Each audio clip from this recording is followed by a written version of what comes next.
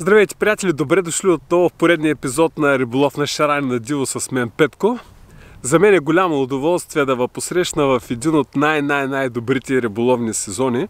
Практически есента и пролетта са двата сезона, в които риболова е изключително голямо удоволствие за мен. Всъщност то няма период, в който да не е удоволствие, но истински се наслаждавам на пролетните и на есенните излети.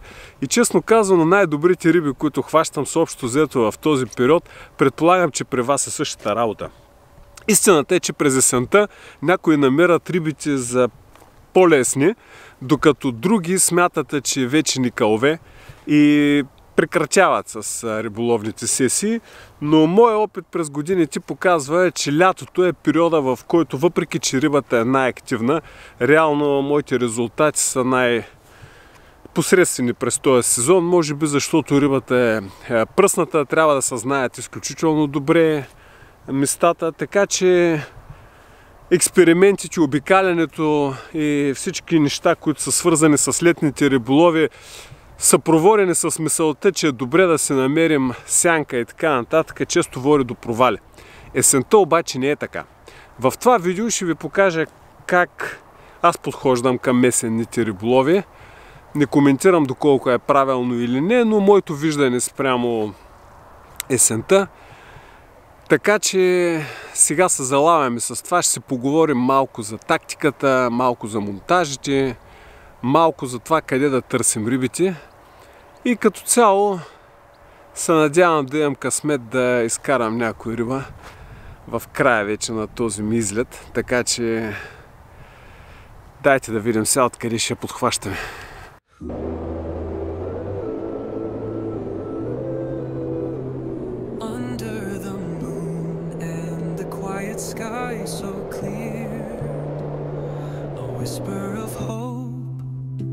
Is all I hold near. Every breath, every word, a humble call, guided by mercy, the one above all.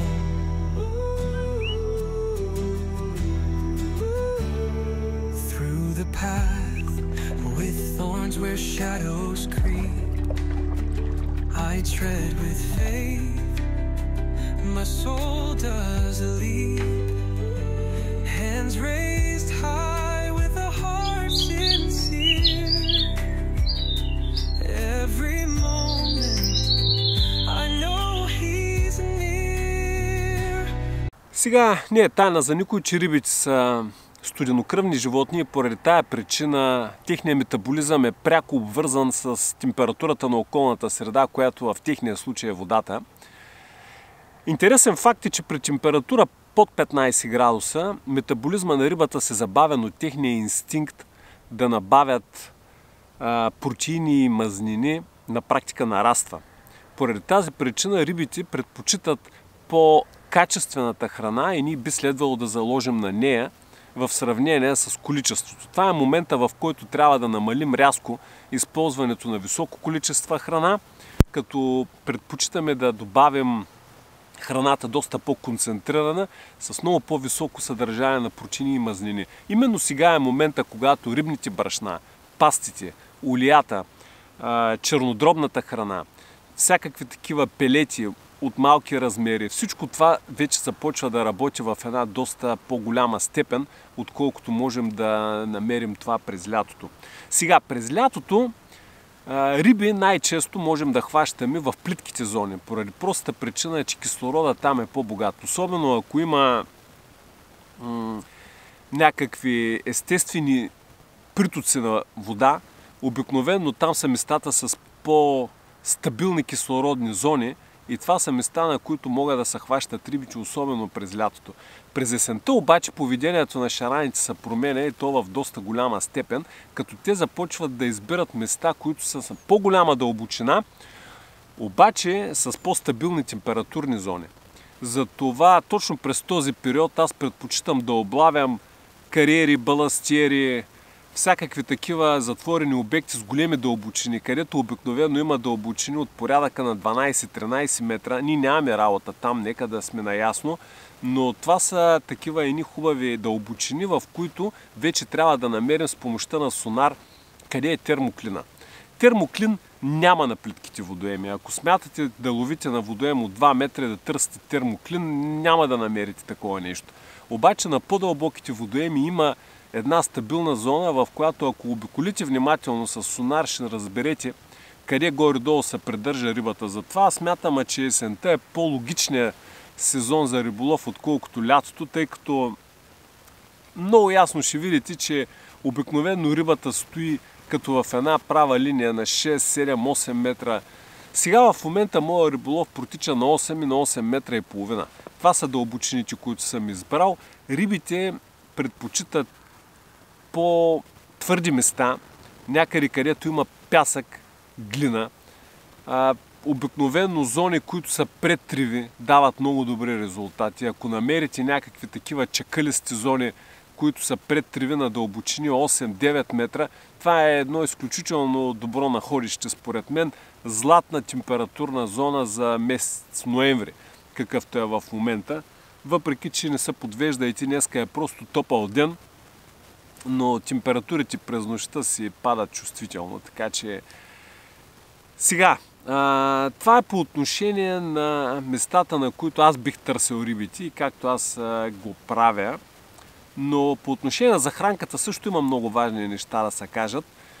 Захранката трябва да бъде богата на протеини, но тук правя една разлика между стръвта и захранката. Това е сезона, в който започвам да ловя с така наречения hook bites. За куката си приготвям стръв, която е по-богата на протеини, по-богата на мазнини, с малко по-силни сигнали. Намалям малко албумина, лакталбумина, всички такива запечатващи вещества и оставям стръвта да диша, но да е богата на протеини и на мазнини. Тя трябва да бъде различна от захранката. Захранката я правя малко по-слаба по отношение на по-слаб биохимичен профил, да го кажем най-общо. Там използвам повече семена.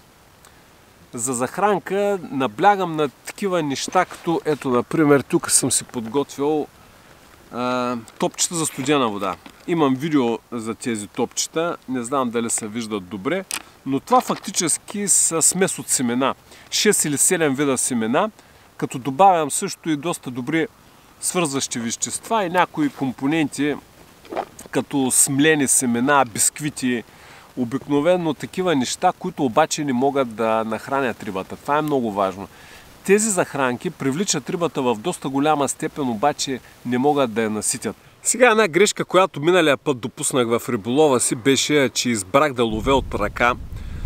По принцип малко се подведах още от температурите и това, че фактически водата изстива. Вечерите са доста хладни и с времето това трябва да го имаме в предвид. Избрах разумни дълбочини, но за съжаление реших да облавям от ръка.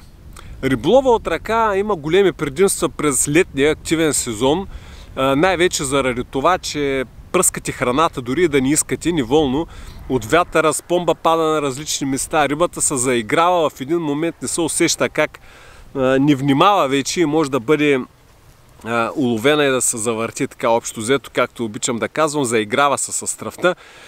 През ноември обаче това е недопустимо. Това, което аз направих е облавях от ръка, фактически хвърлях спомбови, не можах да нацеля, доста от спомбовите паднаха в страни, съответно вкарах и по-голямо количество храна от това, което е необходимо.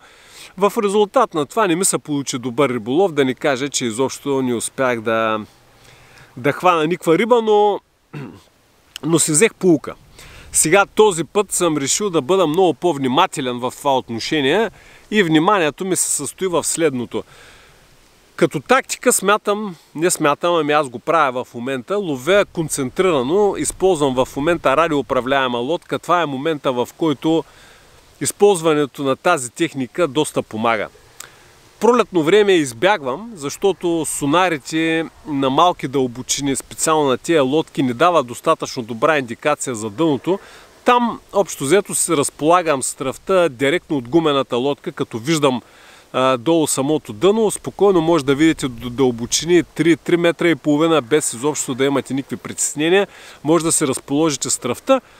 Това нещо ще го говорим на пролет, живот и здраве. Сега обаче есента не мога да видя дъното на дълбочина 8-9 метра и поради тая причина предпочитам да използвам радиоуправляема лодка, където концентрирам храната, пускам с отворена шпула, всичко пада на едно място, но ето тук е мястото вече да обърна внимание, че захранката трябва да бъде леко по-различна. Сега като количества не използвам повече от може би един чарпак или 2 шепи, както искате мерете захранка, не повече. Идеята тук е като цяло да привлечем рибата, но по-скоро към стръвта ни, отколкото към захранката, не да я захранваме. Сега използването на царевица не е удачен вариант. В най-лошия случай може да използвате царевица от консерва, която първо, че не е голямо количество, второ, че е много мека, няма хранителна стойност висока, така че няма опасност голяма, но аз избягвам царевицата изобщо, но не и семената, обърнете внимание. В захранката ми използвам бързи топчета. Бързи топчета, т.е. все едно, че ловите с рехава захранка, само че тези топчета може да ги сложим на куката. Те се разтварят доста бързо. Идеални са за кратки риболови, но в моя случай, понеже имам доста по-голямо количество в момента направено, аз си ги режа на половинки и ги използвам в захранката. Не използвам рехава захранка, която да увлажнявам, след което да обработвам с ликвиди и да оставям да престои. Вместо това използвам нарязани на половина 18 мм топчета бързи по моята рецепта, Wild Fish рецептата, която просто е с компоненти за риболов на бързо. Така че захранката ми се състои от това. Като не прекалявам, може би 1/3 от захранката ми е това, докато останалите 2/3 слагам семена за студена вода, т.е. топчета за студена вода, в която има много семена. Тази рецепта е с 6-7 вида семена. Там много удачен вариант е да използвате семена, които фактически можете да си закупите готови като птохрана. За птици се продава в зоомагазините. Обикновено това са лен, коноп, рапица, неща, които можете да си смелите на кафемелачката в къщи и да използвате в рецептите за направа на топчета за студена вода. Това правя и аз, като освен семена увеличавам доста голямо съдържание, слагам на коноп.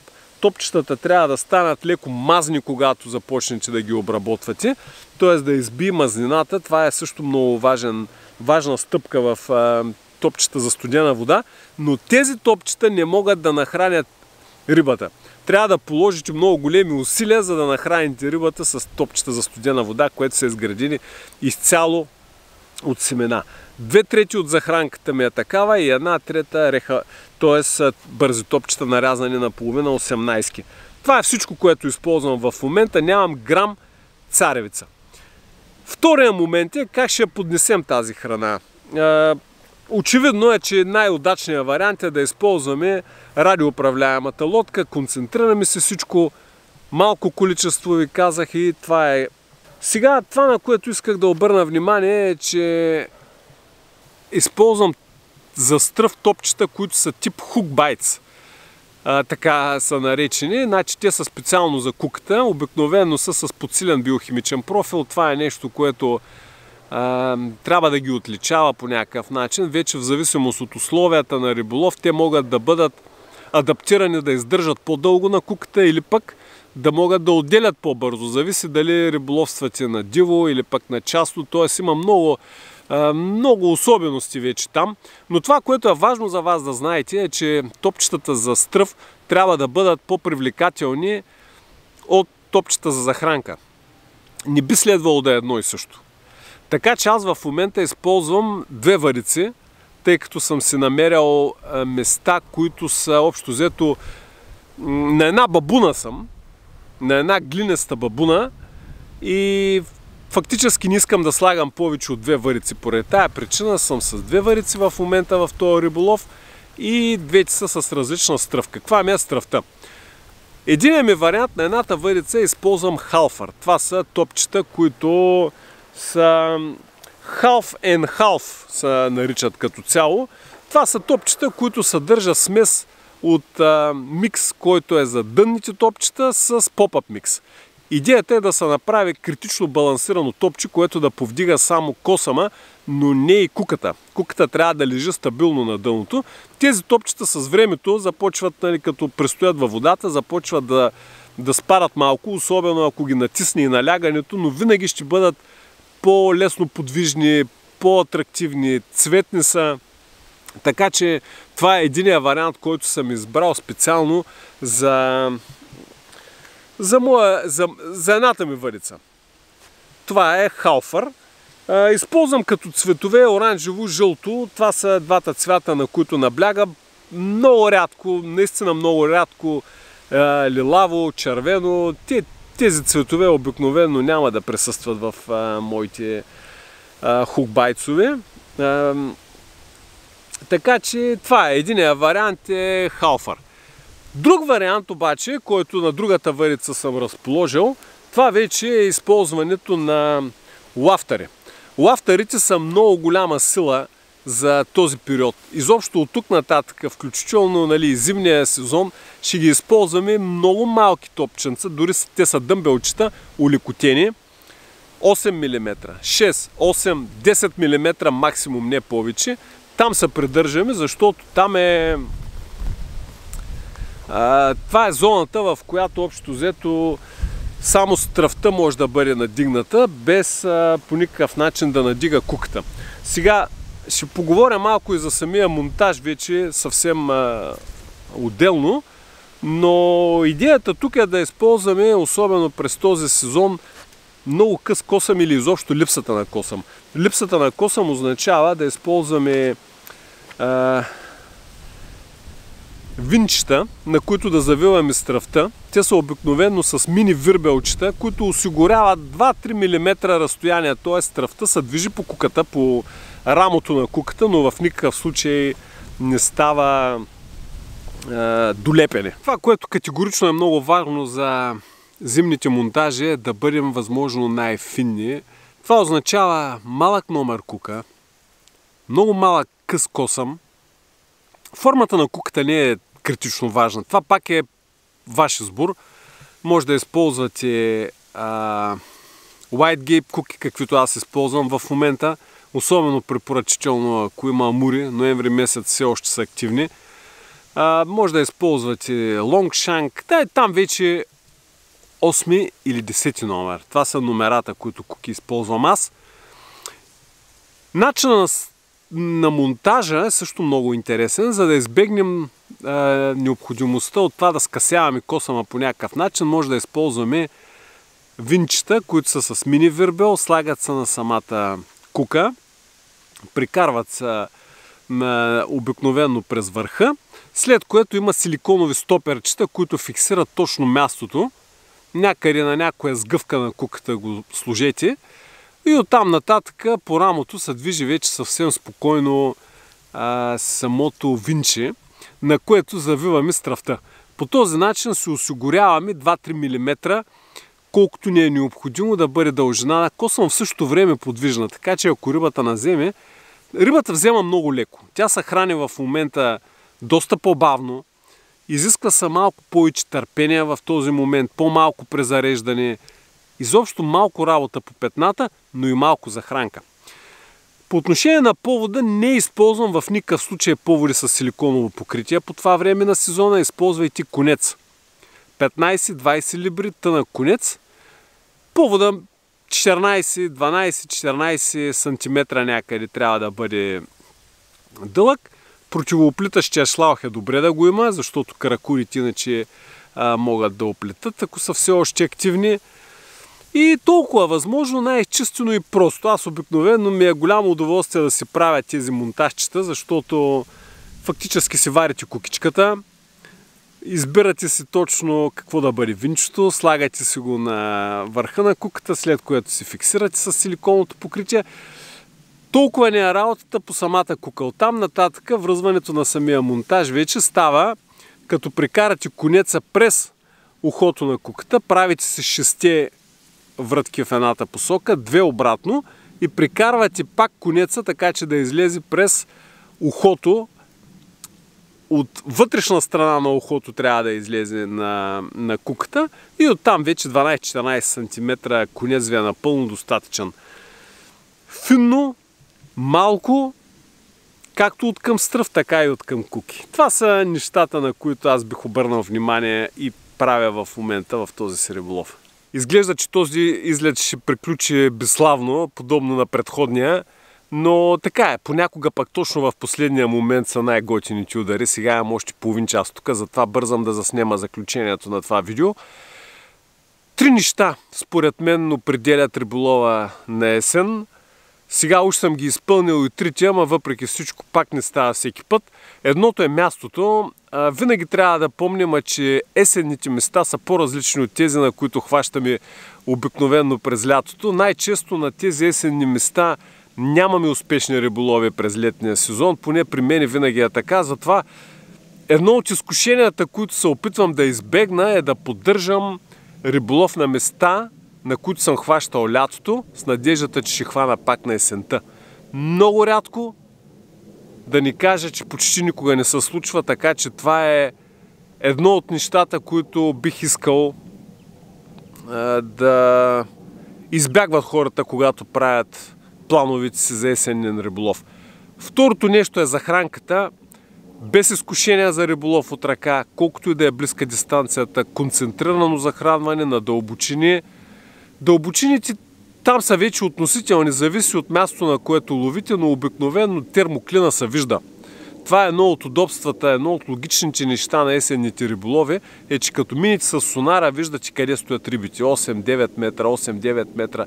Те са наредени така като редица. Обикновено там е термоклина. Хубаво е да се търсят такива гамули или места, най-вече пред закачки, където да има такива разумни дълбочини. Уж на такава съм избрал и аз в момента да ловя. И третото, последно нещо, което е различно, е самия монтаж. Много фин, малки куки, къс косъм, изобщо много фин повод, 15-20 либри, нещо такова. Трябва да е доста финни конци. И оттам нататък чакане. Ако имаме късмет да минат риби, минават сериозни риби. Ако не, оставаме за следващия път, така че останете живи и здрави, всичко най-хубаво, успешен сезон на тези, които още не са го приключили и ще се видим скоро, надявам се, в някой зимен влог. Всичко добро!